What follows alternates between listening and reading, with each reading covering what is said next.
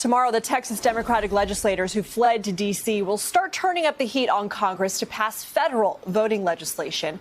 The group of 50-plus lawmakers are planning a week of events with national advocates and election officials, all while 3 members remain in isolation after testing positive for COVID-19. NBC's Vaughn Hilliard picks up the story from Austin, Texas.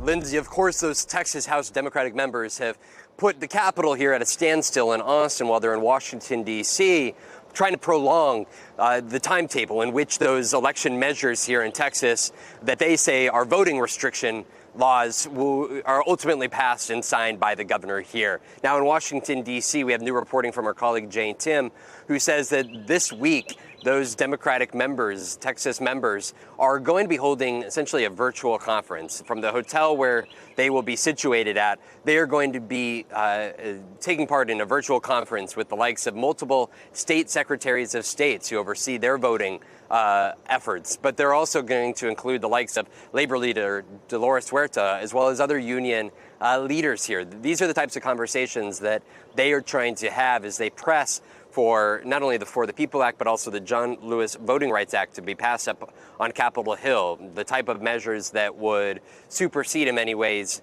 any state-based efforts in places like Texas here that are efforts to restrict voting. I want to let you hear from State Senator Carol Alvarez, who I talked to about not only her meetings up on Capitol Hill, but also what their message is to them, including the likes of Joe Manchin, senator out of West Virginia, who they met with at the end of this last week. Take a listen. We did not talk about filibuster with Senator Manchin, and that was something that we felt is best left up to Majority Leader Schumer and other senators to handle the procedures.